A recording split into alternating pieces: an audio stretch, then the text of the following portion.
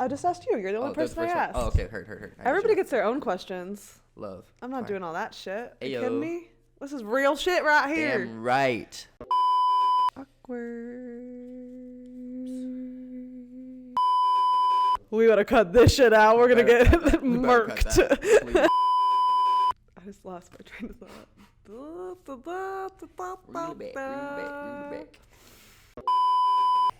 All right, we are back with another episode of Juju's Jungle. I have another friend with me today. I'm very excited. I'm going to let himself I'm going to let himself introduce himself. Nope. Yep. And Bag Jason Mason. Greetings. Yeah. Appreciate you, Juju. Thank you for the space. My name is Mason Ezra. I'm from Woodstock, Illinois, and yeah, that's me. I don't know what else to say. I love that. Nobody knows what Mason does. We just know that he works really hard at it, and he's always doing it. He's always on the phone doing it, and just connecting dots, doing what makes sense. Yep. And at this point, I feel like I'm doing what things like fuel me more. I love that. Mm-hmm. Do you remember how we met? I do. Cool, because I don't. Ouch. It's okay. It was at your crib in Sherman Oaks-ish. There was a pool party. Oh, North Hollywood. That was North literally Hollywood. right around the corner. That was so far from where we currently are. Yeah, we're not gonna. Yeah, but that's literally right around the corner. Word. Really? Like half a mile. Damn. Okay. Yeah. But yeah, it was a pool party. Anyway. I met you there, Cody, Trey, and quite a few people all like within that same like. Was it like during COVID? Was it or before COVID? I think it was. It was right when Marty moved from the. Oh, before. To the current space he's in now. You know what I'm saying? So Marty brought you over, or who brought you over? Yeah, Marty brought me okay. over. How did you and Marty meet? Through a headphone company I was working for, and like I hit him up on IG to get him on a podcast, something like this, honestly. I love that. And yeah, we just started. He invited me over to this space. We honestly just like talked for about like an hour or two.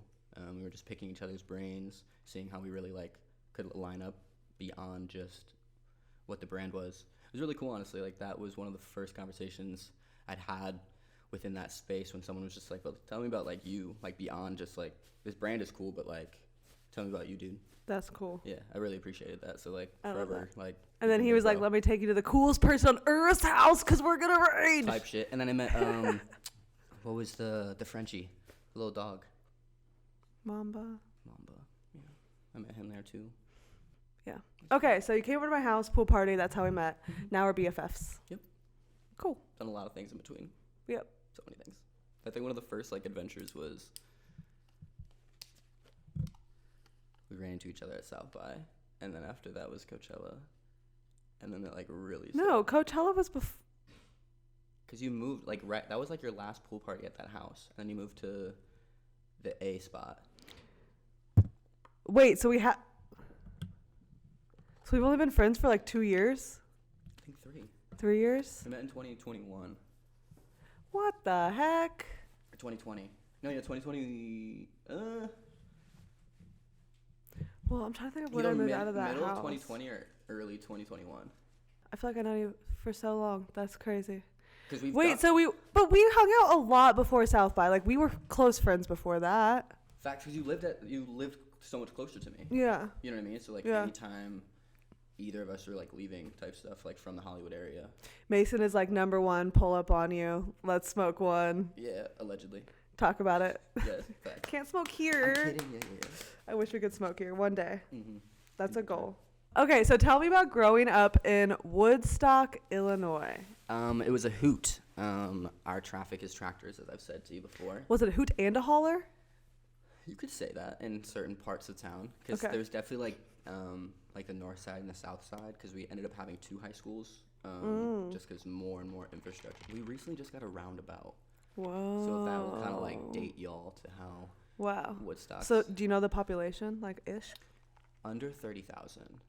Okay. But like to me, I thought that was like really small, considering like Chicago is only like an hour or 2 away. Yeah. Like an hour and a half, and there's like 4 million or something. But as I got older, I met a lot of people that were from towns that had single stop signs or just things that I couldn't even fathom. I don't know the population of my town. I've been asking people recently theirs, and then I'm like, I don't even have any reference point. Like, what the fuck is the population of LA? 6 or 7 million. Million? Right? Like 7 million, 6 million? Oh. That's Eric behind the camera, y'all. Hey. Shout out my boy. Well, yeah, so 30,000 is not a lot. No. When you like put into perspective. So you grew up on a farm? No. The last house my mother's in now is technically a ranch, yes, but we don't have any. Like, you didn't have animals? No. When did you move to LA? 2019, like right after college. Oh. May like. Okay. May 7th or 9th. Okay. Yeah. But your dad has lived out here for a while? Since I was 2. Yeah. So I was always kind of coming out. Okay. During like summers or like during the winter. So your parents split when you were 2? When I was like 6 months old. Okay. And he moved out here from then? Yeah, he was in Toledo, Ohio for a little bit, and then he went to, and then he came to LA because he started working for this school called Woodbury University, and he was there for quite some time. So what was that like as a kid going to travel? Like, did he fly? Did a parent have to fly you? Were you like escorted by the? We were like Tell me about the OG unaccompanied minors, I feel like. Okay. But luckily I was flying with my sister, Stancia, who was 2 years older than me. But yeah, there was definitely a time when actually, I think there were a few times we probably were. I mean, I was an adolescent, so I couldn't really like fully regurgitate those times. You know what I mean? But like, I'm sure there are times that we were kind of. But I truly feel like it was all unaccompanied minors. You just felt like you too. It was you too. Yeah, I don't think there's animosity between both parties, so I don't think they really wanted to like have that handoff. So. Yeah, but when you're young, it's so interesting. The airport thing is what I'm like really thinking about, like traveling through the airport, like as a little kid. Like it was definitely like a learning curve. Guess but I'm going graciously, to see my dad. like O'Hare and LAX are very smooth airports and very. Everybody hates LAX. People are gonna hear that and be like, "You're so wrong." I mean, everybody hates LAX. To each their own. Yeah. Like I think the traffic going into it is definitely bottlenecked. It's lessened since they. Relocated like the share ride people. Don't say you're in support of the Uber share location thing too. I'm not in support of it, but I'm just saying that it's less congested now at the drop-off locations due to that. Fair enough. But other than that, I feel like LAX is pretty like efficient and like. Yeah, I guess. Pretty quick. I don't think I've really ever been to an airport that I like have animosity towards. Like people get really passionate about that, and I'm like, I don't know. I just. TSA pre-check and then I just do the thing. Yeah, I know that I'm allowed to check my bag within 45 minutes before departure, so that's enough time I need. Okay, yes, but I want to say it's Alaskan. I believe it's Alaskan. It's an hour. Either you Alaskan or because I did not get on a flight once because they would not let me on because I had a checked bag and I was flying out of Burbank. Oh, that's a small one. So like why would I need to be there an hour before my flight and they wouldn't it's like a single they wouldn't even let me on because I like didn't have my boarding pass, so they wouldn't even let me check in. Like they wouldn't print my boarding pass, wouldn't let me. It was crazy. Dang. I haven't gone to Burbank in the longest time, but Marty's told me about that the Jet Suite or that's JSX the way to do it. Yeah. If you're going somewhere that I just fucked with that. Good. But yeah, if you're going somewhere that's like it doesn't go very many places. True, but I saw it could get you to New York. There's a connecting, but you could get to New York. Really? Yeah, I looked at the map. There's like. What does it connect to though? Like it's Austin, still. Or like somewhere in Texas. So like you can take it. They must be adding flights. I feel like I thought they only went like 4 places. That would be sick. Yeah. And it's all like a flat rate too, so it's pretty cool. And I brought that up because it's like 15 minutes beforehand. Yeah. You can check in. Like, yeah, I dropped him off one day and it was like bop bop. They don't even check your bags or anything. No. It's basically like flying private. Practically, yeah, it's like commercial private. It's pretty sick.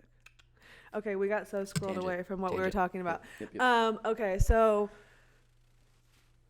also, what was it like coming to LA, coming from such a small town? Was it like culture shock? That's a stupid thing to say, but like as a kid, were you like going to visit my dad in this big ass city? Yeah, I mean, it definitely didn't like resonate with me as much until like I got to middle school, high school, and I don't know. I started Paid attention to what was around you. Yeah, and I was wearing Yeah. skinny jeans and graphic tees, and everybody was wearing flannels and like Tims, and you know what I mean. Yeah. So you're saying you didn't feel like you fit in back home? Kind of to an extent, but like Yeah. it wasn't. But I feel like teach their own. Like there's so many. I was always a social butterfly in a sense, like a chameleon. I was gonna ask what kind of kid you were in school. Yeah, I was always just like, I know we all put our pants on the same way, so I was always just talking to people. I come Friends from with a big everybody. family. Yeah, I got a big family. I was a middle child, so like, I don't know. I just always talked to folks.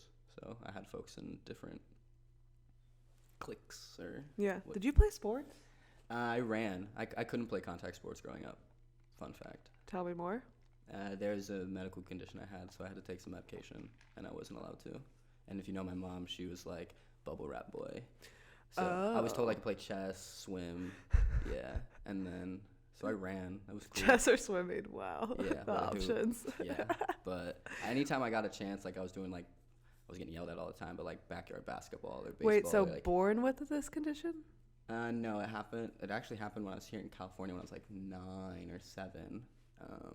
Yeah, basically I had like seizures, but very mild ones. Yeah. Interesting. Mm-hmm. Do they know why? I don't know, but like I took medication for like 7 or 8 years. I stopped like middle school, but also I didn't grow until my junior year of high school. So your boy was pretty short for a while. So like Was the seizure medication stunting your growth? Is I that don't what you're think so. saying? Okay. No, I was like, not that wait, at all. what? But once I got off of it and I like wanted to try out for sports, it was like, who's this kid? Oh, Couldn't got it. jump, didn't have, like, Got yeah, it. my bad. Wait, but so they just went away? Yeah, after the it got to a point where I was able to like lessen the medication because it just didn't happen as often anymore. How I had the do lowest- they know it's happening less often? Like it's kind of like a test. Like they just slowly guess. taking you off and Yeah, like they were see what happens. okay. Full transparency, I was going in all the time, and they're like putting things up to my Yeah. brain and just like checking my brain waves and just like steadily like doing it. And, like so like there was a lot of like back ending, and eventually they ended up just like steering it off. But yeah, anytime I would like go to a friend's house or like sleep over or whatever, it was type shit. Interesting. How did I never know this? I don't think you asked. And so, hey, by the way, did you ever You have have a seizures trauma? when you were a kid? Yeah, right. Tell me about your trauma. I don't know. I feel like we talk about trauma though. Yeah, we do. We do. Was it traumatic for you? Do you like remember I think going through it? I guess you said you didn't get off till middle school, so probably. Yeah, I mean, I truthfully had less than like 5 incidents that I can like even remember. You know what I mean? So like it wasn't that 5 times is a lot though. Like in a span of like 8 years though. okay. Like not really, especially when you're taking this medication every morning and every night. You know what I'm saying? Like Yeah. kind of in the back of your mind like ready for it, but not, you know what I'm saying? So but yeah, to answer your question, I did play sports, but I was gonna say, what was my question? I ran. I couldn't play contact sports though. Like, But friends with everybody. yeah. Did you smoke? When was the first time you smoked? Sophomore year of high school after Okay. chemistry class. Oh yeah, we just talked about this. I forgot. Shout out my homie Sam Pfeiffer and Augie Potier. You think you got high though? 100%. You do? 100%. I feel like I didn't get high the first time I smoked, but I also feel like I probably wasn't inhaling properly. Like I think it was like I think I had good teachers. probably like a swisher. Word. And I'd never like I was all dare. You know what I'm saying? Like I was so against Dare. it. Yo, I will right not. out. What is it? I don't even know, but Dare. I won't do drugs. A won't have an attitude. R. I will respect myself. E. I will educate. Me now? Me. Perhaps. I will. Fuck. I don't know. all the above. But yeah, so shout out Darius. I was pretty like Neato. against. I said neato. But then you found cannabis. Yeah. And you were like, wait, it's not. Look how ashy I am. Can you see that from there? Ooh, not really. It looks like a glare, but maybe they can. Yikes. Yikes. Okay. So you were a cool kid, friends with everybody, casually smoking weed. Me. Did you get good grades? Decent. Did you I like, definitely wasn't the smartest in my family. did you enjoy school, like in high school, or were you sitting in the classes like, why the fuck am I here? Yeah, because not my freshman year, no, because freshman year I moved high schools, so that was kind of like a lot. But then, To the other side of town? correct. Oh, shit. So like I grew up with one side. You switched up. Yeah. So like You hear that? I went to one side. Like I grew up with like one side of like Woodstock till high school, and then my mom moved to a completely other side of Woodstock. Damn. And then I went to the whole other side, and like, Damn. so I grew up with these people, but like I kind of grew up with these people, you know, because I got my license. Were your friends like, you're a traitor, you're going to the Nah, south side? That was cool. Like the cool part about it is like, graciously my mom moved to a spot that had some, like I said, it was a ranch. And so there was some land, and I always had bonfires at my house, and it was always cool to see when people came to my crib, they put that to the side, like they left it at the door. Oh. Yeah, it was really cool, like, cause yeah, of course, like there are enemies on the mat or the court or the field or whatever, but like I don't know, there was a few like female incidents that didn't. Liquid courage gets people, so allegedly. Sorry, we weren't doing that at the crib. But Yeah, definitely not underage ever no, in high school. no, No one does that. That's not a thing. Nope. But yeah, so casual. So you were just bringing both the schools together, creating peace in the community. Trying the best I can, I guess. And then you went to college. What did you go to school for? Marketing. Got it. And I stayed in Woodstock to go to the community college in Crystal Lake, which was like 20 minutes away from my hometown. Nice. Stayed there. I got a promotion at the Burger King like a year before I graduated because I was run it up. Yeah, I was like, Let's talk about all your jobs. Yo. Didn't you work at the Sonic too? I feel like you've Dairy Queen. I worked at Burger King for like 6 years. Burger King. That's it. Yeah. The Burger King. Loyal to the Burger King. It was dope. It was cool. Like Yeah. I learned a lot there. Got a lot of responsibility. I was opening that store a lot. Is there anything you learned there that you feel like you actually like have brought to your adult life? Patience and communication skills and Patience in what way? I think within myself and with society, because there was a time when I was like, yo, a lot of these people are coming here and they're hungry, they need their coffee, they're not mad at me, they just need some, you know what I'm saying? So I was just like, as long as I can maintain my like attitude or whatever came to the counter or through the drive-through, because like keep in mind perspective, I was kind of, Woodstock wasn't that big, so I didn't need that many people, but there was only like 2 people, someone in the back and me in the front for like 2 hours in the beginning. It's like kind of sus, kind of stress, you know what I mean? Yeah. And I don't know if you've worked at like a fast food joint. Never. The moment someone hits the drive-through like thing, a timer starts. Oh. Yeah. Do they have cameras? Oh yeah. I've always sometimes I wonder. I'm like, can they just hear me or can they also see me? Oh yeah. They can always see me. Well, I wouldn't say always, because of course, every location's different. Well, yeah, but, like but ours was independently owned as well. Oh. So like I think there was different like jurisdictions and things they were able to do. And so you never wanted to franchise your own Burger King? It's funny you say that. Like I think my 3rd year there or something, like somebody from corporate like irritated me, and I was just like, I'm gonna own this bitch one day. Like, all right, I'm not gonna name drop them. I remember their name, but I was just like, I'm gonna come Call them out. Yo. Not yet. Not till you yet. buy like Not 10 yet. Burger Kings, Yo. and then you're gonna be like, hey, you. I just want to do that thing that like MJ did to Eminem. Yeah. Wait, to Eminem. Yeah, like Eminem one time like tried dissing Michael Jackson, and Okay. Michael Jackson didn't say anything in return. He just bought his entire catalog. So Got every it. time Eminem performed or like did anything, MJ got paid. That's a thing? I mean, if you got bread like that, you could just Wait, buy, no, like, but that's a fact. Like Yeah, that, Google it. what you just said is a fact? Yeah, I saw it in an interview like 2 years ago or something, and I was like What? astonished by it. I was like, damn. That's crazy. It like reminded me more that like ownership is just a very like vital thing these days. Yeah. Well, also so many artists just give away their catalogs. It's Yeah, don't crazy. even own their That's like a masters. whole other conversation. Yeah. Completely. Whole That's like small rant. yeah.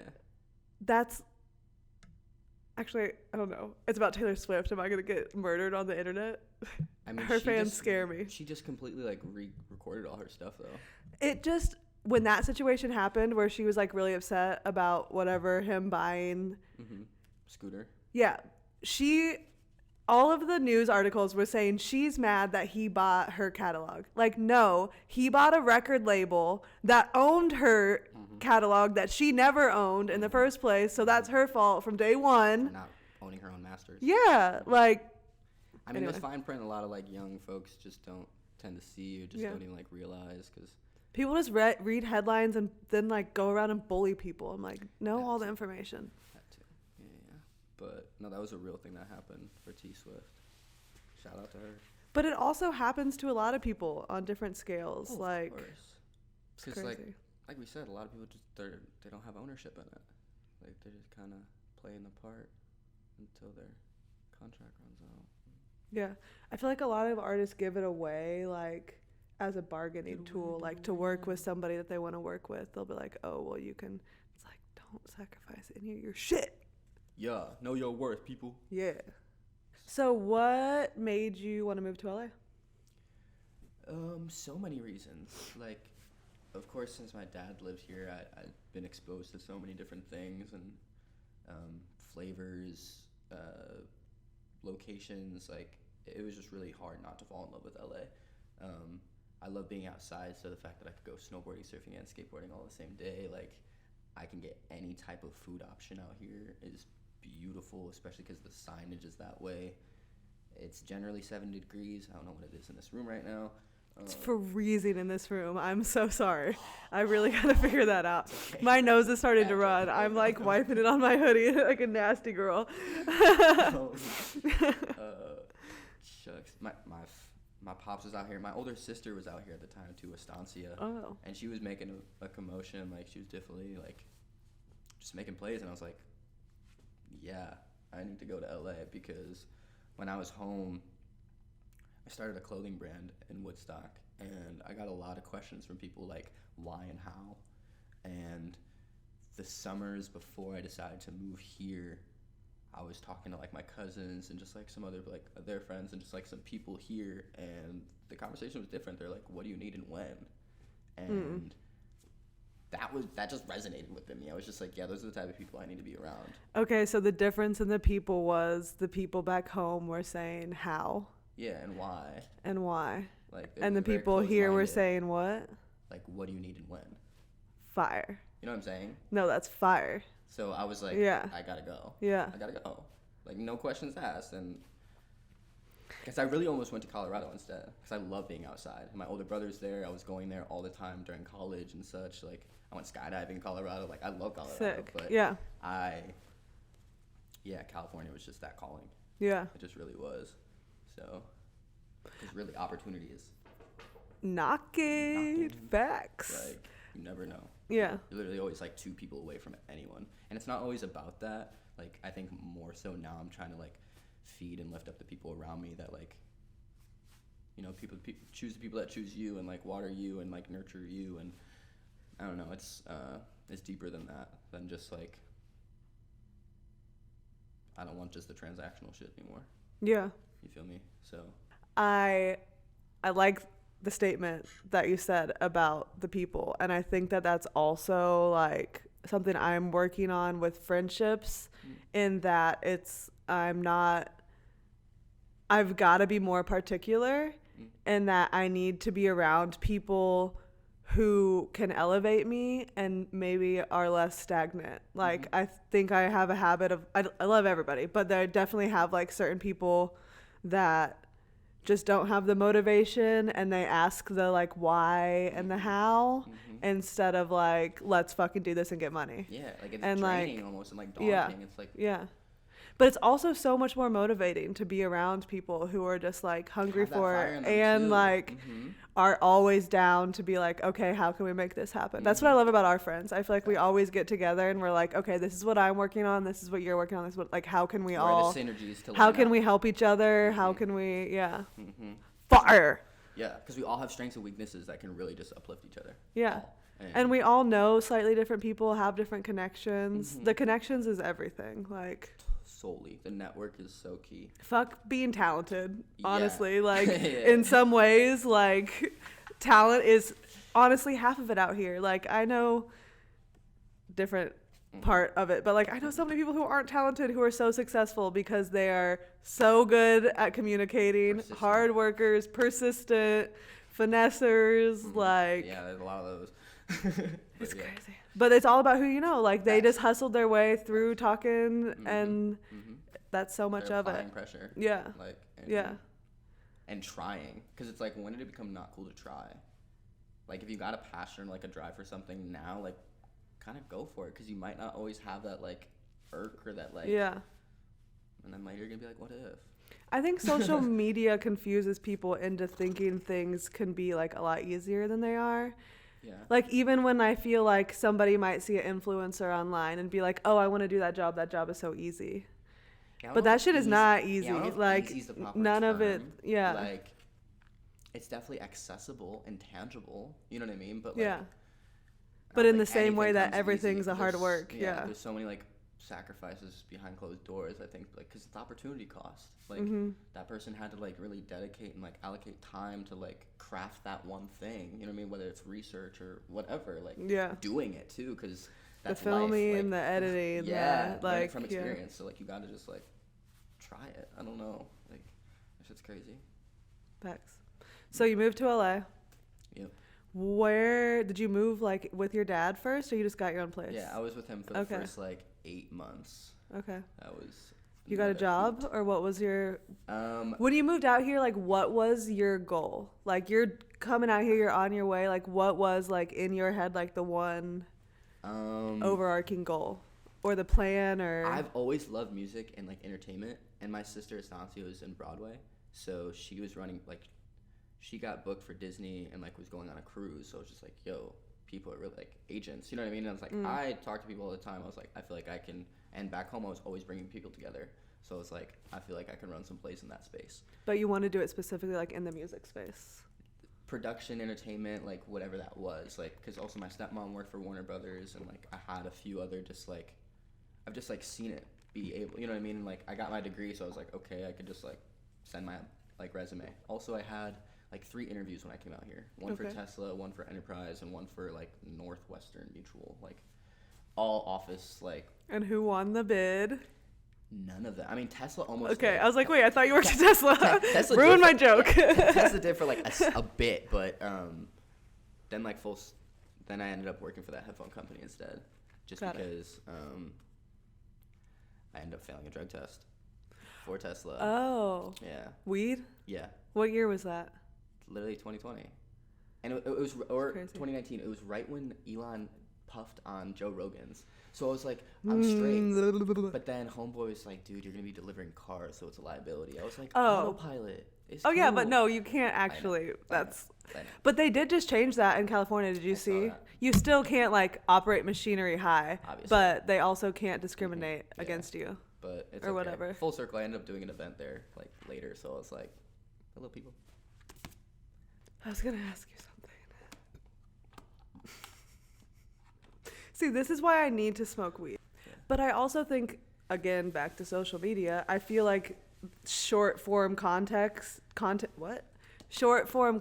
is ruining our brains even more than they are ruined, because we just have like a 2-second brain that just like resets and wants to scroll for 2 seconds and scroll for 2 seconds, and then like you enter the real world again, and it's like I'm supposed to focus on something for more than 2 seconds. Mm-hmm.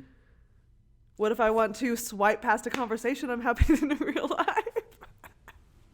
The moment somebody like pulls their phone out and just like swipes at me, I'll be like, yo, that needs to be a TikTok skit though. That's a bit. Like, y'all pay me. Yeah. Y'all pay me. No, we should make this. That's funny. Yeah. Have you ever seen? It's like the Next Bus. Do you remember that? What is it? Did you ever watch the Next Bus on MTV?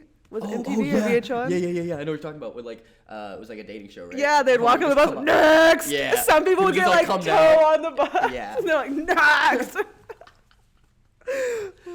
What were you gonna say though? I interrupted you. I don't even know. It'll probably circle My back. bad. No, you're good. It's all full circle. If it's important, it'll come back. It was probably just a tangent again. Makes sense. Makes sense. Yep. Okay, so you're in LA now. Yep. You got a job at Tesla. You said goodbye. Yeah, because I was start working for this headphone company. Yep. And then also goodbye. After like 2 years. Oh. Yeah.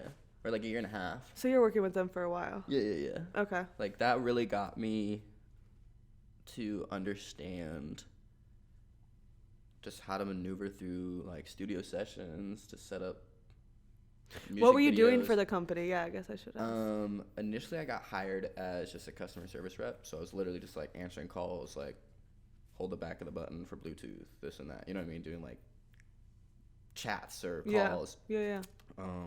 And then we started to branch over and get a brand ambassador program, and I was just like, yo, let me run this. And that got me to really just how to send a proper email and really just maneuver things, because I was gifting artists left and right.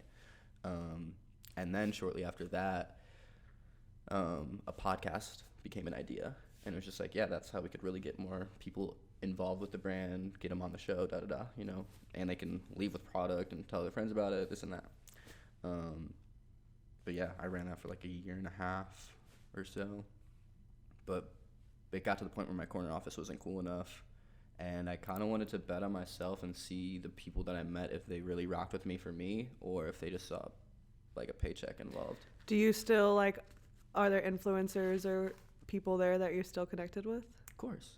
A lot? Like yeah, all the people I met there, like. So were you just like, you were kind of picking who you thought was cool and who would be cool for the brand, reaching out to them? Mm-hmm. Like through IG. Through the brand to say like. And I was using my page. I wasn't even using. Oh. I wasn't even using like the company page. Well, yeah. Hello, I'm Jason Mason, and I work for this headphone company. Type shit. Cool. Like, straight up. It was just Love like. That. I think at that point I had like a little 3-5 like sentence like paragraph thing. You know what I mean? That I would just like. Yo, rock with your, or I mean, depending on who it was, like if I was genuinely a fan, like I would write that shit out, because if I liked you know what I mean, if I really liked the music, or if I liked a video, or like saw some, I mean, you know me, I'm like pretty like observant on certain things, and like will really like pinpoint that thing, so, and exploit it. So I think that's important though. It makes like artists and people realize that you like actually took the time to know who they are, or like it's a key point. It's not just like I'm into your music, like no, you're actually invested, and but it's like, no, you saw that one like key foreshadowing thing that's actually like hella meaningful to me, you know what I mean? Because every artist, like there's something. I was just talking about that with Carly and Vic on episode 1. Artists deserve their flowers, 100%. And especially in LA, I feel like so many people are like too cool to do such a thing, and it's like, artists deserve flowers. Your friends deserve their flowers. Support your friends. Support your friends.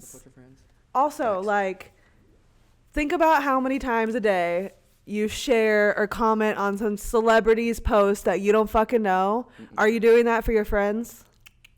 Are you? That camera can't see me, but are you? Okay, so you leave the headphone company. You just wanted to bet on yourself, you said? Yeah, because I really, like, a few times there were some things that were said in like a studio that I just didn't like. It didn't feel like genuine or authentic. What do you mean? Like, really, I felt like they just put me in there because they thought I was gonna sign a check. Like they didn't care about you. Yeah, and I don't know. Like I said before, like I didn't want to just have transactional relationships. Yeah, I want to actually like build with people. Yeah.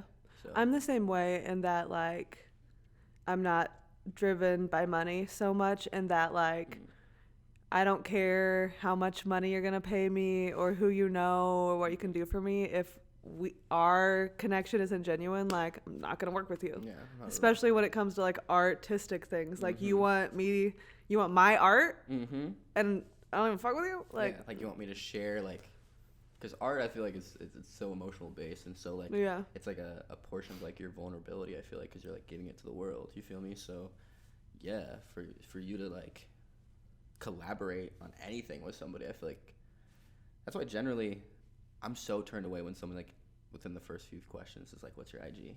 Or something. I'm like, can we talk for a second before you see my entire life or see my family? You know what I mean? Like, for real, I'm just like, are you going to judge me just based off, like, who I've taken a photo with or who's in my mentions or, like... Yeah.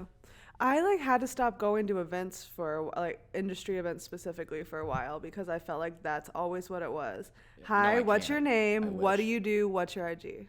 Yeah. And also, when people ask who you are, they're asking really like what you do, and that's not the same question to me. Like, it's kind of like degrading when they word it like that. Yeah. Too. I'm just like me. I also hate when people ask what my IG is, and then they pull up my Instagram in front of me and start just like scrolling through my things. I'm like, we could do this at. You could do that later, like do that at your own time. Sit on the toilet later and do that, like somewhere, like not in front of me. Yeah, you're gonna zoom in on this thing. I'm like, right. And they're like, oh, it's like yeah, they're kind of like checking your credibility. Yeah, in a sense, it's interesting. We're talking about industry events. I feel like Mason is number one industry event inviter. Number one inviter. He's always sending flyers, never with explanations. You never know if he's going to be there or not. Very true. But he's always sending flyers. Very true. But you do go to a lot of events, and you are very good at networking. I try. But thank you. Everybody's got their business, but we also all need personal lives. Mm-hmm. So, at these events, I'm sure you've stumbled upon somebody that you might find cute. But how do you decide, or what could this person say that would change the conversation to, like, from this is going to be business to this is something different? Or how do you differentiate in conversations? Like meeting somebody for the first time at an event. Whoa. I don't think I've ever thought of that, sadly. Like, I don't ever think I, like, will... Like, I just see the person as them, and, like, if we can work, that's cool, but, like, I don't... You know what I mean? I don't know. Yeah. Like, I'm very... Now, at this point at events, I'm, like, going there to, like, just kind of support my person. Like, okay. If it's a show, I'll ask what your set time is or when your sound check is. You know, like, I'm not going to be there before or after time. Yeah. Thing, like, because we'll probably end up leaving. So... I don't even know. I don't want to say I'm, like, not making new friends anymore, but, like, I don't really think I'm, like, ever thinking that way. Interesting. Can we work, like, do I want to date you? Do I want to work with you? You know what I mean? Yeah. Is that, like, the question? Yeah, basically. I feel like, I don't know, maybe it's different for me because I'm a girl and I think about that more because I feel like there's more pressure for me to be on one side or the other, I guess. Understandable. Maybe, okay. Yeah. Because I Not think... the same. I don't want to say I was, like, emotionally unavailable for a while, but, like, perhaps. I don't know. That's also fair. Like, I think I was very, like, goal-oriented and just, like, mission not even looking. Yeah. Like, straight up. Like, my mom or, like, my little sister would always be like, so, Mason, who you talking to now? And I was like, I mean, I'm in L.A. Like, I saw one at the coffee shop. I was walking down the street over in downtown. You know what I mean? There's beautiful women everywhere. But still, most of the time, it was, like, distractions to me. Like, I wasn't trying to get jaded. But also, I know you can, like, build with somebody as well. So, like, I'm not ever closing the door on it, but I wasn't. Not necessarily running around searching. Mm-hmm. I get that. I did that a lot in high school and in college, I think. Like, when I first got a car, first started getting some bread, I was like... And I couldn't really play sports, so I was like, all right. I got this car. I got some bread. Girls, where you trying to go? You trying to go to Burger King? What's up? Yeah, we were going far. Because I was at the border of Wisconsin, so I was going up to Lake Geneva, Fontana. Oh, like, shit. You're taking them bitches across state lines? Where are we going? Excuse me. We're outside. Are you kidding me? What? Monte Carlo was gone. What's the longest relationship you've had? 2.5 years. What? That's a long time. Yeah. When was this? In, like, late high school, early college. Okay. So you dated your high school girlfriend in college? Type shit, yeah. For, like, the first... Yeah. Because we got together my junior year, and then we were together till, like, my freshman year of college. Got it. So, like, 2.5, 3-ish. But, yeah. Freshman year of college, that'll kill all relationships, I'll tell you what. There's a lot of indulgences and temptations and desires in those periods of your life, I think. So. Yeah. I also think, like, if you're dating just for fun during that time, that's cool. But other than that, like, I don't even feel like we know ourselves at that age. Like, very, very true. Dating people is a waste of time. You don't even know yourself. Just fuck them and move on. Don't date them. I'm crying. I'm crying. Just move on. There's your St. Louis coming up. Fuck them and move on. That's Lake of the Ozarks. St. Louis is a little different. A little different. What are like a couple, not goals, but like what are a couple things that when they happen for you, you're going to be like, oh yeah. Like the I made it moments? Yeah, thank you. I'm so bad at words. I made it moments. Okay. I feel like those are always kind of changing to an extent because as people we're like evolving and like our interests are changing and this and that, but I don't want to sound too cliche, but of course like tell my parents they can like stop what they're doing, you know what I mean, or pay off some of my student loans for myself or for my siblings because I know we all got them. I have 6 siblings, so yeah, it's a lot of bread to Uncle Sam. But I don't know. I think the freedom to really enjoy the time together that we have would be like my like I made it moment kind of, because like we wouldn't be stressed about time to like go to the next thing or like having to, I don't know, like the trips we can just book one-way flights. Yeah. You know, like the times when I hope that when you make it there that you give yourself those times and that you aren't like at that point then reaching for more. Like I hope you find that point and then do step back and enjoy it, because I feel like a lot of people get caught up in the working harder and harder and harder and harder and harder and making more and more and more, and they don't ever feel satisfied. Yeah. Or reach that point where they're like, I don't have to work today. Yeah. I can just like be present with people. I think that sense of gratitude is something I'm really trying to take more of. Do you journal? Not enough. Do you like to write? Yeah. You should journal. Yeah. And do you like either in the morning or the evening, whichever like you feel you need.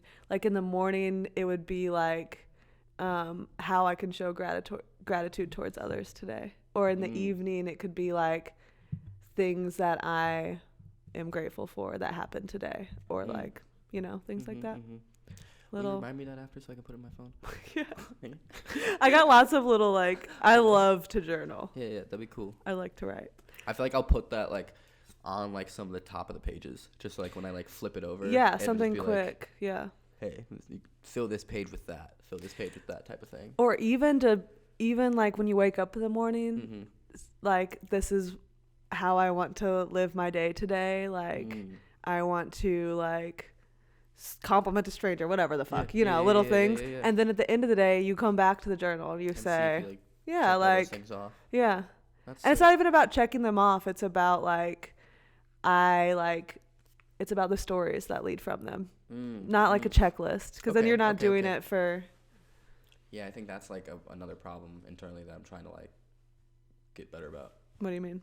Just not look at it as like something to accomplish or something to like figure out. Like, just let it be. Life in general, or what are we talking about? I don't even know at this point. Everything, though. Yeah, just like... So. I just got into, like, a deep little thing. So I'm like, I don't fucking know. But, yeah, I think that's key. Yeah. That's key. I got my eyes read the other day. It's called... I don't want to butcher it. I'm almost positive it's called iridology. Whoa. And it's a girl that works in Carly's, like, complex. Okay, sick. But... It's basically like reading the iris, I also believe. I'm probably like butchering this whole thing, but all of it. So she like, first she looked at my eyes. My thing is telling me to stand up. Shut up. Your health app? Sitting down too long. I'm sitting down working. But she like looked at my eyes with a flashlight, and then she took a picture of each eye, and she had like a light reflecting like this way. Took a picture anyway. Then she had a chart, and it's different. I think it's like different. What do they call it? When you like split, like the lines in your hands, kind of. Kind of. Okay. So different parts of it meant different things, and she was like kind of going through it. I wish I had my phone so I could go through the list because I wrote it down. But she would be like, "How is your digestion?" She'd be like, I can see like something here in your stomach. But I say all this to say, she was like, are you stressed? And I laughed and I was like, yeah, like I live a pretty stressed, like I'm always stressing myself out. I'm an overthinker, I'm always stressed. And then she's like going through all my quadrants, that's the word I was looking for. She's going through the quadrants and she's like, stress is in every single one of your organs. Basically the different quadrants were different organs. So she was like going through like my thyroid and then like my stomach, all the shit. But it was really interesting. Probably like very thought-provoking too. Yeah, but to hear that like my stomach is affected by my stress, she said like she could see it in my thyroids. I have it written down exactly what it was. She asked like if I shed a lot, and I was like, yeah, I like have most of my life. She's like, well, have you been like a stressful person most of your life? I'm like, yeah, I guess so. And she's like, well, that's what it was. The thyroid is connected to vitamin C, which is connected to hair loss. She was like, if it was crazy. Damn. It was a lot of things, like all of my organs, basically, in different ways. And there was little micro things wrong with all of them, but the stress was like the big thing. Damn. It was really interesting. And that's such a like, I swear, I always say stress kills. Yeah. Like, that's basically like yeah. Especially because I internalize it. I feel like I'm really good at not, like, you wouldn't know. Usually like there's days where I'm frazzled as fuck and you can tell, but like on a normal day I'm like, but inside I'm like Yep. But I'm working on it. Hey, that progression, 1% every day, Juju. Yeah, that's all it's about. Facts. That part. You mentioned earlier that you feel like the time that we like got really close was South by. Like around that time. Yeah, like which is funny. 21-ish. I think we need to tell the story of South by. Well, I'll tell my little beginning portion and then you tell your thing. Your thing. So Mason calls me up one day, FaceTime out of the blue, no warning. Per usual. Per Mason. What else am I going to do? But he was like, hey, I think I'm going to go to South by. This is like 3 days before South by Southwest. Also true. Yeah. He's like, I think I'm going to go to South by Southwest, and I think I'm getting a media pass. Do you have a camera I can borrow by chance? I'm like, what? He's like, yeah, I just need like a camera because I have a media pass. So like I should probably like have a camera to make it look like I'm doing something. Yeah. I should So I'm be like, here. sure. Okay, well, you can't borrow my $5,000 digital camera. No. Take it across state. Yeah, I'm like, here, you can use one of my film cameras. So I give Mason my film camera. This one. Actually, that one, which is crazy. I didn't even realize. Which also I can't believe I gave to you. That's my grandma's camera that she gave to me. Shout out G-Mom. She took my parents. She has pictures from my parents' wedding on that picture. Like there's. That's a sentimental camera. It's a sentimental camera, but that's how much I trust you. Because I know. Well, I thought, but you didn't actually know what the fuck you were doing. No. But anyway, so and then also I'm going to South by, so I get in. Too. I gave you a Polaroid too. Wow, I hooked you up. Yeah. So I get in my car. I Tesla down there like an idiot. That's a different story. Thank you, I get in my car with an artist and the person I'm going with. We head down. You're also going to South by. Correct. Tell your story. So, yeah, I think it's the night before I hit you, or it's probably that morning, like at like 1 a.m., 2 a.m. A mentor of mine, I see she's out there in Austin, and I just slide up on her story, like, you're in Austin, you're at South by, like, what? And she's like, I think she replied to me like, yeah, you coming too, or what? Or something along those lines, like, where you at type shit, right? And I was like, dude, I'm still in LA, but what's it take? And she was like, I mean, if you can pull up with a camera, I can get you a media pass. And so many photographers are going to be fucking pissed at you also. I hit up so many. At the time, like, I don't know as many as I know now, but, like, at that time, because in my phone, I put an emoji next to what most people do. Yeah, I asked Eric. But also, like, just the fact that, like, you're getting a media pass to something like South by Southwest. People were pissed like, too. yeah. People are like, you're not a photographer. If I wasn't your friend, I would be like, fuck You yourself. piece of shit. How do you Get have the this? fuck out of this pit. You don't deserve to be here. You're taking up space. That too. I stuck But out I'm like, a nah, it's my sore- dude Mason. Here's some cameras. You got this. I stuck out like a sore thumb, Juju. Like, everybody was wearing all black. They had gimbals. I learned what a gimbal was that day, or one of those 6 days, because I was there for like a week, I think. But like, yeah, people had all these gizmos and gadgets, backpacks, like lights, and I had a Polaroid. You had a 35 millimeter camera with no flash. No flash, but and most of the photos, you could tell I had no flash.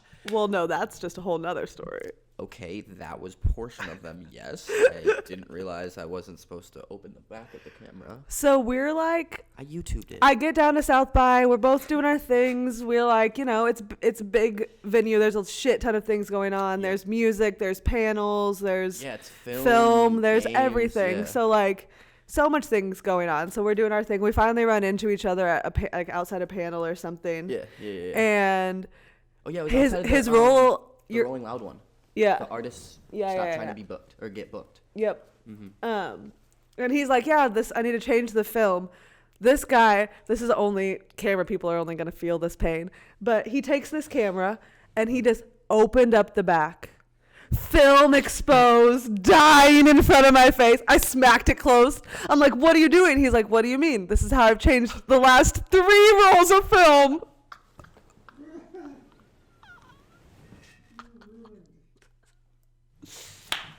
Yeah. It was crazy. He didn't wind the film in before he opened the back. But it was crazy because not every photo was ruined. You got a couple out. I got a couple photos. I got some decent shots, honestly. I won't lie. I impressed myself. But that also wasn't even our biggest adventure. No. Coachella. Oh. You hit me up 2 days beforehand. I also hitting you up is a Stretch. stretch. Mason is like always down for the ride, which we love. Yeah. But I got a photo job like a couple days before Coachella. Oh wait. Yeah, was it like Rebel or Revel or? Which weekend was that? That was the first weekend. I went both weeks. Yeah, you went both. That was the first week that we went though, right? Yeah. Okay, so I got a photo gig.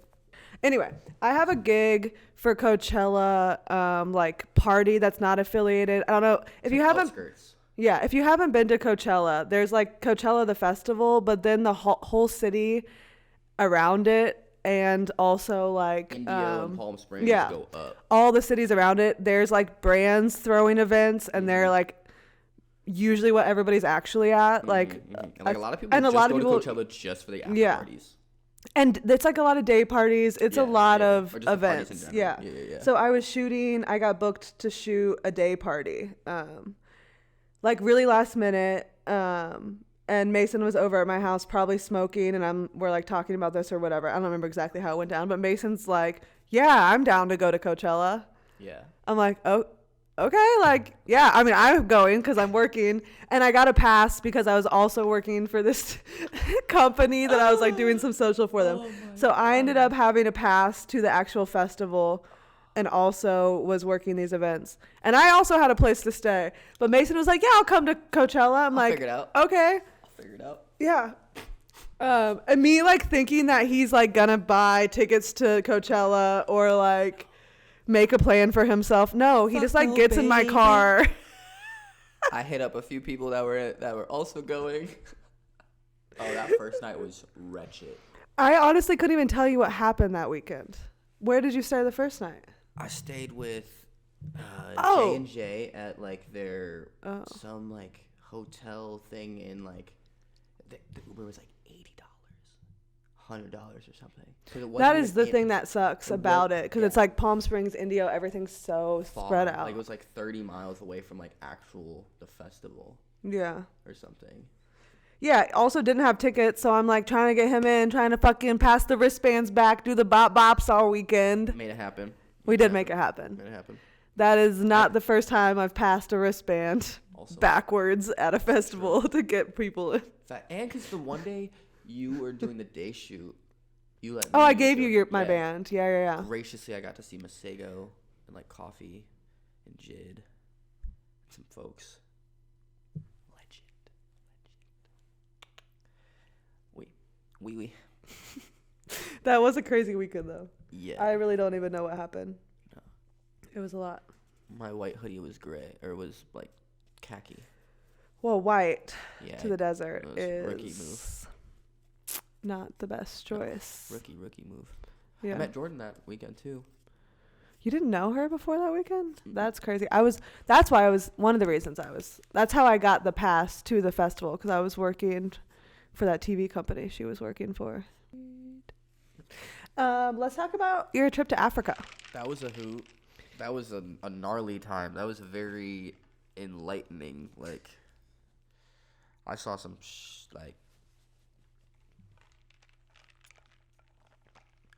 it's so crazy how different your life can be from where you're born. Explain how you got to Africa. Yeah, right. First, and then tell us about. I'm grateful when people bring my name up in rooms when I'm not there. So if a friend of mine was unable to go and do this job, and he was like, I know someone who can. And then, it was to essentially like facilitate and make sure like this artist Gims was like running on schedule for like these 3 or 4 shows he had over in Africa, as well as like a few like radio shows and other like meet and greets and things of that nature. But yeah, I learned a lot throughout that experience. I was scared a lot during that experience. Like, I've never had military escort and like what was like own security and the first 30 minutes like? Explain that. Like, when you finally get together with everybody, because also for whatever. Why do I overthink everything? Like, just talk. Sorry. For context. For context. Thank you. For context, Gims doesn't speak any English, correct? No. So the artist that you're going to work for spoke no English. Only French. Did anybody in his team speak English other than the translator? It's funny. Wasn't even an official translator there. Oh. Yeah, so that was fun too, right? Yeah. There were a few people that could speak English though. Okay. And I was able to use like DeepL and like a few other like translation apps to like get me through. Okay. Some things, but what was it like? Like the beginning, like walking into this situation, because you basically got thrown into the situation. You said yes without asking a lot of questions, because like, say yes to opportunities. Fuck it. And like, if I'm getting a stamp on my passport for music, like, yeah, I'm outside. Yeah. But also probably crazy. Yeah. I should have definitely gotten a little more context on it. But it was mayhem when I first got there. Like, people were banging on our windows trying to just get a photo of him. Like, where did you fly into and meet them? So first we flew into CDG, like in Paris, and then I met most of the team there, and then we flew to Kanarki from there. It was like I think an 11-hour flight and then a 7-hour flight. So you like met them briefly at the airport basically, and then you guys jumped on a flight. And then you land in Africa, and that's when it started to get really chaotic. Yeah. Okay. Like, because we were met by like, because I guess they'd been promoting in Africa that Gims was coming for like a month or so. So like, people were waiting at the airport, and yeah, I'd never gotten like offered bread just to take a photo with somebody. Like, people be so like antsy to like, when's he coming down? Where's he staying? Like, did it like touch my clothes? You know what I mean? Like, they were just so. Well, he's a superstar. He's like in his Like, he is straight. Like, yeah. I didn't realize he got his own AP. He performed at the World Cup recently. Like, he really got a resume. I'll give him that. But yeah, it just really got me more motivated to see that level of motion, because I like to think I have a decent amount of motion out here, but seeing that, I was like, yo. So you guys had like military escorts, you said? Yeah. Everywhere you went? Or? Yeah. And they were like, in what regard? Like, just like walking him around, or we're talking like? They were in trucks, and they were like 10 to 15 homies in the back strapped up, like, and we had a fleet. I think we had 7 or 8 cars, like, in our team. So you would be in a line, but then there would be, like, at least 2 or 3 of those trucks in front and 2 or 3 in the back. And surprisingly, there wasn't really anybody, but there were people in Gims's, like, Escalade, you know what I'm saying, that were strapped up too. And he has his own private security as well. So, like, we had our security and then, like, the country's military. I was going to say, the country also provided. Correct. I don't know if you know or not, but, like, was there a threat level that high? Or he is just, like, that much of a superstar that it was just, like, precaution because of the masses? Both. Like, out there were certain jurisdictions that we entered that weren't necessarily, like there's government and then there's, like, military. Explain. Or do you know? I don't really fully know. But, like, so were you, like, going through different checkpoints, kind of? Yeah. Yeah, there was a lot of times in the car and checkpoints I didn't say a word. What were the checkpoints like? Like, what was... I mean, some of the checkpoints we went late at night, so, like, they were just, like, seeing who was in the car. And the moment, like, our people were like, oh, we're with Gims, they'd be like, oh, you want us to take you? You know what I mean? Like, that was cool, but still, like, I was the only American out there, and I didn't want them to know I was the American. Was that a thing? Yeah, they kind of made an announcement in the airport that, like, there's an American here, and I was like, what the fuck? Wait, what? No. And, like, when they handed out, like, because also when they were doing, like, the stamps of, like, the checkpoints. Oh, like, yeah, you're the only one with a U.S. only passport. blue passport. They put it on top, like. And this one's the American. And here's our American. And, like, and since also, like, Canarsie is, like, a French, like, I don't know if it's a property or what, but they speak French there. So, like, I think they have certain, like relationships with them. So, well, like, I don't know. Like, I had to have some specific, like, artist visa and, like, this and that, like, coming from America. Like, everybody else didn't. To even get into Correct.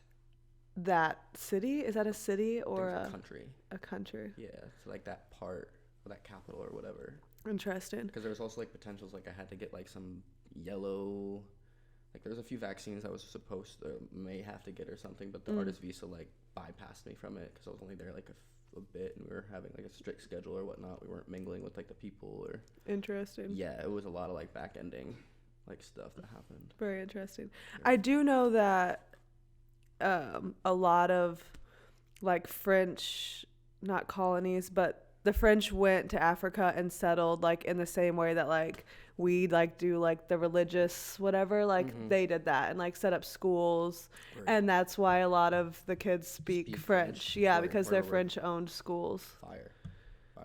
I don't know if it is or not. That would make sense. Yeah. Just because, like... I don't know if it is fire. I wonder if it is, like... I wonder if it's helping the communities there. Or if they're just... The infrastructure I saw was, like, minimal. So, like, if someone's willing to build some schools out there, like, I'm for it. Food was gas. The food was good? Yeah. What was, like, the best? This type of fish. It was, like... It's the weirdest name. Was it Aki? Aki? No. No, that's Jamaican, huh? It was, like, kind of like a concerning name. Huh? Cod? No, it wasn't cod. It, like, looked ugly. A lot of fish do. I mean, yeah, but, like, it looked like that one that kind of has, like... You remember from Nemo or something like that? A pufferfish? Kind of, but it has, like, the light in front of it. Oh. You know what I'm talking about? Yeah. I have no idea what those are called, but yeah. It looked like that. It looked ugly. Interesting. Like, when I Googled it, I was like, what? It's like a mung fish. Did it have the head on it when they served it? Is that it? Mung fish. Mung. Yeah. It was I'll have to look it up. Sorry, y'all, but anyway. It tasted good, though? Was the head was on it? Oh, no. But like, I Googled it because I was like, yo, what is this? Oh. Because at the hotel, graciously, like, the food there was phenomenal, but I would normally just get things that I kind of semi-knew or, like, I could Google. Pussy. Yeah. But this dish, like, I think it was Steve or Romaine or Fabian, one of the folks, like, they ordered it and they left. And they weren't coming back. Like, they left to, like, go do something else, like leave the hotel type stuff. And they're like, Mason, eat this because you didn't order anything. and I ended up getting this like red juice. It was like a beet. Not beet. I wish I knew. It was like, it looked like pomegranate, but it wasn't. It wasn't beets? No. It's like, it looked like dark red, but it was like Moab or meat juice, or I don't even know what kind of. It was fire? It was like hibiscus or like something, yeah. It was some type of herb, but it was so good. But yeah, that fish was really tasty. I don't know, the flavors, I think the spices they use out there are just like so different. Probably like fresher too. I doubt that they're like serving a lot of imported food. I guess I could be wrong, not very, but like processed or imported. Yeah, it's probably all like on the land, and like there's probably a garden in the back. You feel me, that they're probably just chopping it up from. I'm assuming you guys stayed at like a pretty nice hotel. Yeah. Was it weird to be like inside this really nice hotel and then you leave it and you see like the disparity? Heartbreaking. How far out like from the hotel before you're like Frisbee toss? Really? Juju, when I tell you, I mean, I'll show you on my phone, like from my hotel room when I ordered like a plate of fruit, and like I looked out, like their roundabout through my window was just like a drum. You know what I'm saying? Like a blue classic drum, and just like I was seeing so many bikes like going around it, and then just past that, it's like an old shipyard, and there's probably like 500 families out there. Wow. Mad folks. And I'm talking, I was seeing kids play soccer with like water bottles, jump rope with like shoestrings, like people showering on the side of the street. And then I was able to just like order whatever to the room. Yeah. It was fucking me up. Weird. Excuse my French, but like straight up, it was. Like, that's kind of how I felt in Cuba a little bit. Yeah. Yeah. Like, but I didn't stay at a nice hotel, so I felt like a little bit less bad. But yeah, similar thing where you're like, but like makes you work feel for it, right? But like also it's like because like we had opportunities that they have never been given. Fathom. Yeah. Like even think to dream, like no. So yeah, I'm really trying to take more gratitude and shit. And I saw the Truman Show when I first came back too. But so you were there. Like the main reason you guys were there was because he was playing a festival. He had 2 or a concert. Yeah, I'm sorry. He had like 2 or 3 shows. What were those like? Like, because we're talking about disparity. There's obviously some people have money. Like there are people at the concert, right? Yeah. Was it like how festivals or shows are in the U.S.? Like what was it? Nah, the festival. So the first show was more of like a banquet dinner performance. Okay. There was a bunch of like, and I think it was for like the president's like wife or something, like, or the first lady, I guess you could say, right? Because it was just straight tables, and like it was all sitting down. Like, was he doing more like singing stuff then? Nah, he was still like. He was rapping? Yeah, like when I saw that, like he requested for like 3 or 4 towels on each speaker because Gim sweats a lot. All love, but homie sweats. Like he was jumping. Dude, stages though, so many lights. So many lights and so much cardio. Like you got your stamina up. Yeah. Your stamina up to be able to perform and do the singing like and everything. Hour or so. I think the first set was like 40 minutes. The second day was supposed to be 70, but whoa. The festival that it was like 15,000 people ended in a riot.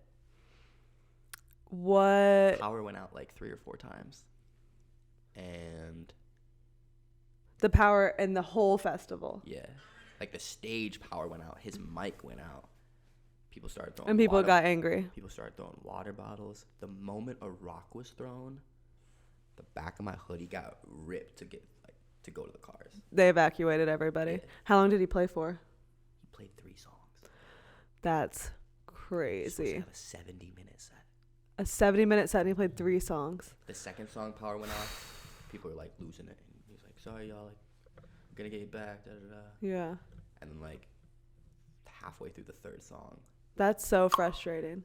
Like he traveled all the way there. Like, those people traveled all throughout Africa. And were probably like counting down those days. Mm-hmm. Yeah, probably spent a lot of their money. Like from what I understand, Gims is like, I don't want to say a god because that's inappropriate, but like royalty. Thank you. That's better. Like royalty out there, like because he grew up there and he really made it out, right? Didn't he grow up there? Not specifically Kanarki, I don't believe, but he's from somewhere in Africa. Yeah. I watched his documentary, Netflix. Yeah. What was it called? On the Road or something. Yeah. I think it is just called like Gims and then something. But if you want a good documentary, you don't have to know him, but it's a cool story. It's a cool story. Really cool story. And it's motivating in the same way that I feel like maybe the trip was a little bit for you. 100%. It definitely lit a fire under me because like I saw just a little different level of motion, and I was like, I could get used to this type. You know what I mean? I want to do this more. Like I want to conceptualize this at a higher rate more frequently. And what position would you want while that's happening? What would you be doing? Facilitating in some manner. I don't know. I just want to understand what you do more, and you always say facilitate. God damn it. Yeah, like, what do you mean? I'm as I was saying to Eric before. It's but like when there's a supply, when there's a demand, and you're able to supply it. Yeah. Like I'm just a delegate at the end of the day. I've so graciously just been. So what you would be doing, realistically, would be connecting the artist, the venue. Correct me if I'm wrong. Yeah. The artist, the venue, the brands, sponsors, the sponsors, all together to create events. Yeah. Boom, bada bang. Those are words you could use to describe what you do. Copy and paste, I guess, but it's not like only that. I feel like it's always like because it's so. And what other ways do you facilitate? Well, it's so beautiful how it started from music, but it's beautiful how that's garnered into sports. It's garnered into film. It's garnered into fashion, dance. You know what I mean? So like, there's so many different realms that can branch into. Yeah. So yeah, every day is different. Really, and I'm grateful to now. Like, of course, it's pressure applied, but yeah, I don't know. What was the question? What else do you facilitate? I facilitate these bitches. I facilitate. I need to stop cursing. I don't think you've said a single curse word. You're over here just like a little angel. I think I did 2 or 3. Oh, 2 or 3? Yeah. 2 or 3? I did. I swore. I swore. I did. I dropped a F. Sorry, ma'am. Yeah, sorry, mom. She gonna watch this. But you really are the facilitator. I feel like I give you shit a lot for... I feel like I give you shucks a lot. Midwest. It's okay. for not really knowing what you do. But I do know what you do. And I get it. And it is a thing.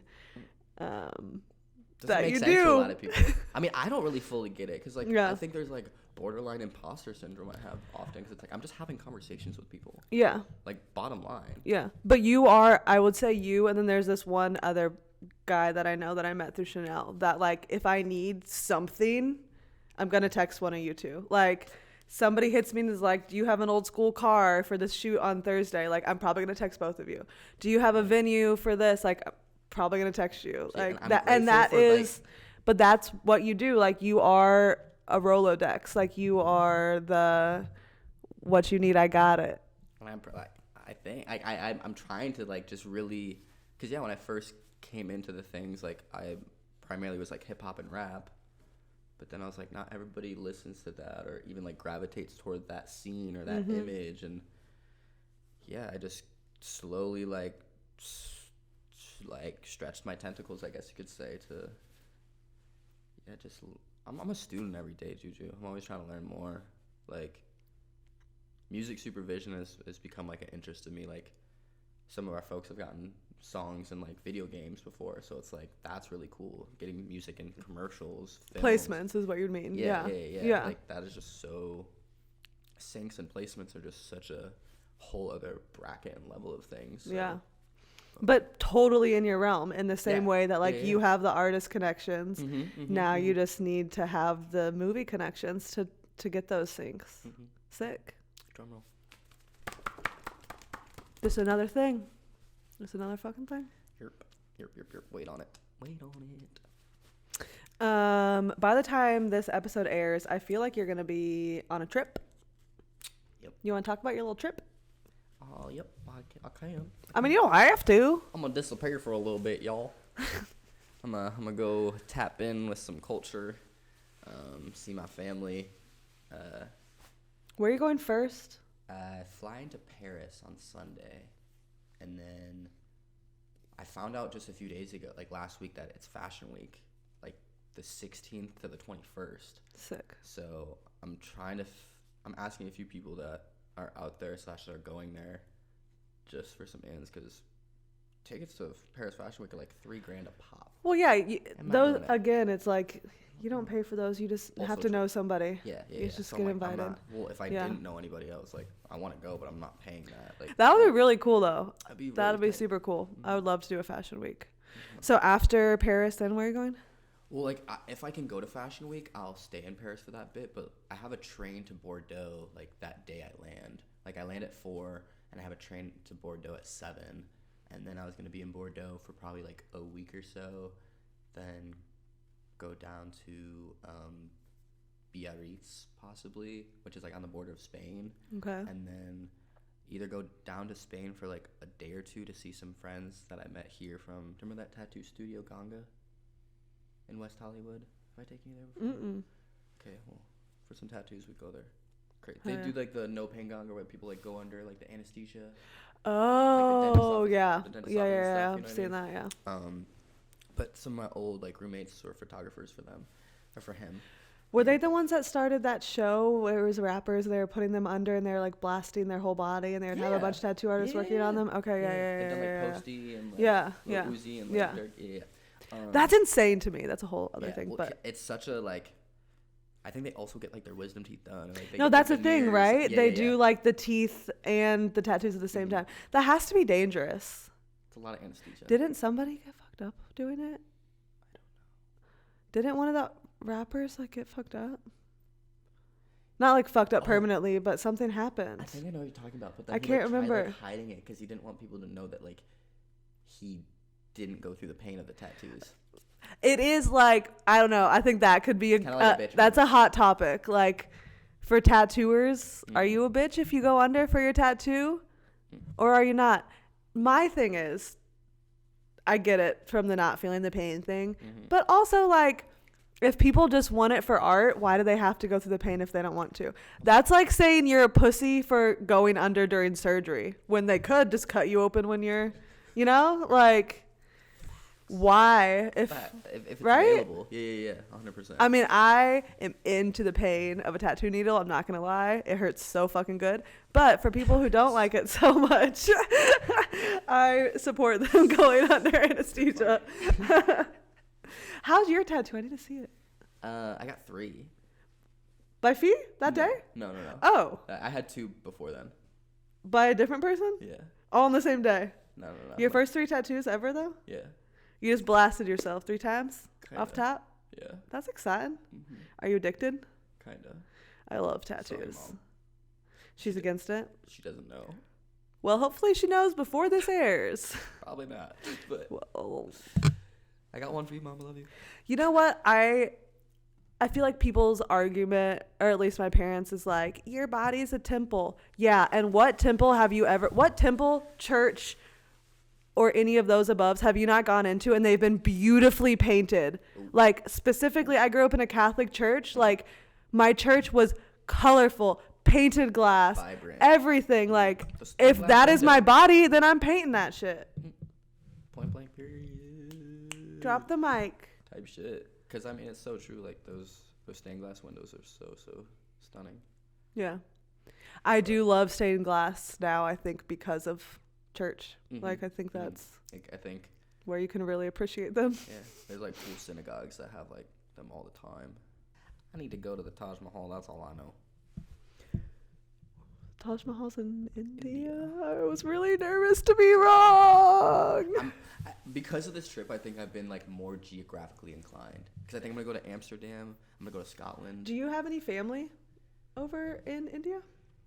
Probably, like, yes. But my dad's immediate family is all in London. Oh. So I'm going to see them, too, while I go overseas. So did your dad, was he born here? No, my dad's an immigrant. Oh. Kids are immigrants. Hello. First generation, baby. Yeah. We love it. He met my mom in Indiana in college. So he came here for college. Okay. And he grew up in London. Correct. He moved Does to he have London. an accent? When he talks to, like, folks back home, yeah. Okay. It'll come out. But, like, he'll be all proper. But, like, no Oh. governor. I will say the best Indian food I've ever had in my entire life was in London. Believe it. It's like there's a pretty big community. Massive. Yeah. They all kind of, like, migrate there, I feel like. Yeah. The best food I had in London as a whole was Indian food, and also Dishoom.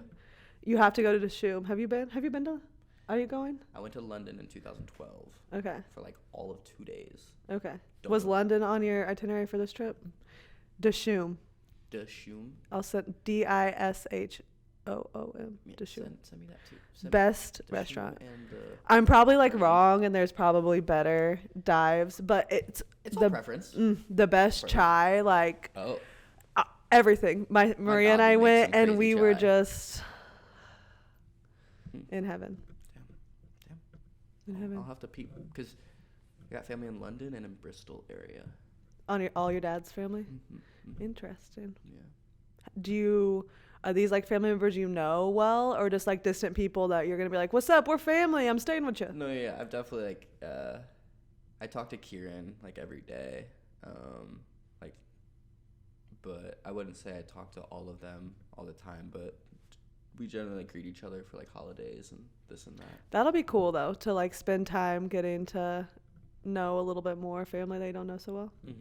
Because like I really haven't seen all of them since.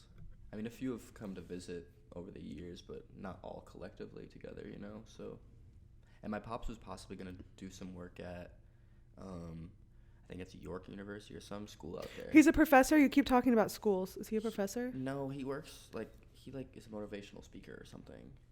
Now he works with this company called Leadership for the past like. Was he a professor? No, he was like a dean / like a vice president or principal. Oh, wait, you can be dean before being a professor? I guess. I thought that you were like a professor and then you got your whatever the fuck. I don't know. I'm talking out of my ass. Never mind. Okay. Interesting. But I don't think he ever. So he was the dean of school and now he's a motivational speaker. Yeah, now he works at this company called Leadership and goes to various different schools and like teaches them about being a leader and taking initiative and this and that. It's pretty neat. I think it's cool. You always like make an effort to, I feel like from my point of view, you always make an effort to keep up with your family and like spend time with them. I feel like you're always like not going out of your way, but you definitely like make sure that you keep that a priority, which is awesome. Because I feel like a lot of people get so busy that like family sometimes is like the first thing that gets kind of like kick it to the curb. Not kick it to the curb, but just like because it's your family, you know they'll always be there. So I think even like me, sometimes I feel like when I get busy, like if I'm prioritizing, it's like my family's. If I want to call my mom, but I'm having a really busy day, like she's probably gonna get bumped down just because I know that she'll always be there to answer my call. But like the bills gotta get paid type of thing. But I feel like you always take time out of your schedule to like spend time with your family, which is awesome. I try to the most I can, especially with like FaceTime and like I don't know, growing up, like especially when I was at Burger King going back, like for those 2 years I didn't really see most of my family because like my mom was like, Macy, no, this isn't a hotel, right? Because like really I would see my mom like a few times a week maybe. Just because you were working and going to school so much? Yeah, because like I would wake up at like 3 or 4 in the morning, go to Burger King till like noon or 1, then I'd have class, and then I'd kind of want to see friends or be sociable, right? You know what I mean, for a little bit, yeah. And then I'd have to be in bed by like 8 or 9 to be up by 3 or 4 the next morning. Yeah. So like, if my mom was running errands for any of my other siblings or like doing something else, I was already in bed before she even came home. Yeah. You know what I'm saying? So I think now, because going back to how you say we kind of put them on the back burner, like they were home, so I was just like, I'll see you guys when I see you. You know what I mean? But now that I'm still having that motion, but they're not there, it's like anytime I can, like if I'm on a commute for a while, I'll just call Vanessa or like my little sister or Dominic or Estancia or Erica, Michael. Like, I get so confused by your siblings because you talk about them so quickly all the time. You have how many? There's 6 of us. And you're like kind of in the middle? Middle child, yeah. Number 3. Number 3. And then how many of them are, what's the, so break it down for me. It's kind of a Brady Bunch. So my mom and my father had Estancia and I. Okay. And then when they got divorced, my mother remarried my stepdad, who also had 2 kids, Michael and Erica. Got it. So both had like 2. 2 and 2. And then they had twins together. Oh, wait. Who are the twins? Dominic and Vanessa. I've never seen a picture of him. I don't think... Did I know she had a twin? I think so. You've had to. Remember the photo I showed you and Fia from a Christmas a while ago when we're all like laying down? Yes. Yeah. You're 100% right. I did know that. Yeah. I did know that. You probably just don't know what like Michael and Erica look like. 'Cause No, they're not older. at all. Yeah. Or you might have seen Michael, or you've probably seen like my nieces. Okay, he's the one that has Kids. the kids. Mm-hmm. Okay. And they live in Illinois still? Colorado. Mm-hmm. Right. So your family's like Colorado, Illinois here for the most part? My mom got a spot in Orlando, so I think this year they're going to sell the house in Illinois, and she's going to like retire out there. Did I tell you what happened to my first house? I don't think so. Yeah. Is this off the record? Is that what's I happening? don't know. I don't know when What we get that happened? deep. It was electrical. Oh, Yeah. that sucks. Yeah. Did you lose everything? Yeah. Wow. Yeah. That's crazy. Yeah. I don't like fully remember it because I was like in first grade. Yeah. But I was in the basement of that bitch, and I was like gnarly.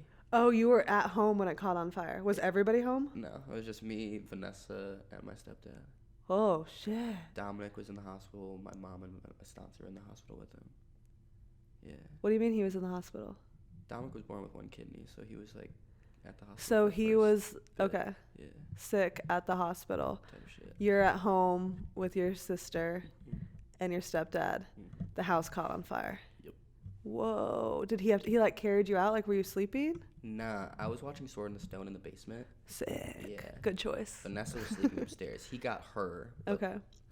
Luckily, my mom showed me this in like the paper thing. Like, luckily I went to like the firehouse like a week or two before. So like I had like You knew. my mailbox was like my safety point. I had a bag packed with like all my like yeah. I had like a game plan like ready already. It was kind of And you said you don't remember, but do you remember like realizing that a fire was happening? yeah, of course. Okay. Because I heard a bang. I went to the staircase because I was in the basement watching the movie. I don't know if you remember old dishwashers, but they used to emit a lot of fog. And a lot of, like, steam. Oh, yeah. When you'd open them, they'd be like, Yeah, but even like before you open it, they'd have little vents on them. Mm-hmm. And ours was right at the top of the stairs, and because that was our kitchen, I saw a bunch of fog, but I didn't think yeah. anything of it. You know what I'm saying? Until I got like all the way up the stairs, I smelled smoke, and I heard my stepdad scream, "Mason, get the F out the house." Yeah. Whoa. And by the time I got to like the middle of the crib, he had like a workshop area in our house at the time, and I remember seeing his like table saw just in like smoke, and did the whole like stop, drop, and roll thing, and Wow. just kind of crawled to the door. And I remember him running down with Vanessa. She was still like in a diaper, like rubbing her face, 'cause she's like 6 months old, a year. You know what I'm Yeah. saying? Like barely Yeah. anything. And so you ran to the mailbox and waited. Yeah. Good job. And then That's crazy. yeah, I remember in the newspaper, there's a photo of my Spider-Man underwear on the. You were just in undies? No, like just like on like for a photo for like our town, like there was a house fire, da da da da. Like the photo like from there was just like my underwear hanging on like a telephone wire. Be like, local house catches on fire. This is all they have left. Like, da, That's da. not funny, No, but I was what? like, what? I was like, fuck y'all, like you're straight just like outing me like that. Like, bro, I was. Yeah. Also, still not funny, but hilarious that that's like what The you're. headline. That's the And that's what I traumatizing remember. part for you. Also that. Right? Like I'm that's what traumatized you from that whole thing. You're like, yeah, I'm good. I stopped, dropped, and roll. I went to the mailbox. Now the Everything whole was world good. know I had And then they Spider-Man. fucking posted my underwear. Never have a graphic undies again. Well, on that note, is there anything you want to plug? Any last things you want to get off your chest? Shucks, drink more water, live some more life, be more present. Tell your friends and family you love them more, and try it. Go for it. Say yes, I think is a good thing to take from you too. But also say no. Okay. Like, I think I realized like how weighted and like how important like no is too. And it's not like a selfish thing, but it's just like, hey, there's opportunity costs. Like if you're gonna allocate like 3 to 5 hours to go do this, and like in full transparency, like build someone else's pyramid, like is it going to deteriorate you from like what you're trying to do or like whatnot? Yeah. Is it going to drain you or is it going to fuel you? I feel like you, I don't want to say allow, but allow like kind of what you're saying, like people to take and take from you because you are so hardworking and giving and always trying to like connect. Yeah, like you're always trying to do and help people, and I think that people, especially in LA, like take advantage of that because they take what you give them and then they run and go do their own shit with it. And that's fucked up. And so I think you are right saying no. Boundaries. Yeah, I think that's really it. Don't give away the shit until you get the money. Yeah. I think it's like really just seeing more intentions too. Yeah. When it comes to it. Like, and being more intentional with who you give your time to. So I think I'm more like, more calculated these days. Because I think there was a time when I was always saying yes, which is good. It's like you should do that. You know, don't block blessings. Yeah. But at the same time, like, know when to say no. Yeah, know your worth. Realize when I say what's fueling you and what's draining you. You feel me? Facts. Sure do. Facts, folks. All right. Appreciate this is it. Thank you, Mason. I appreciate you so much. Appreciate you. Wait. Did you give me these mics? Yeah. A while back. You did. Yeah. Thank you so much. Of course. This podcast literally could not have happened without my friends. Everything came together from a friend, basically. So, Mason, thank you for these mics. I would not have a podcast, obviously, without microphones. Got you, Gabe. Love you. Appreciate you. Thank you. Can't wait to take over the fucking world with you. It's up. That's it.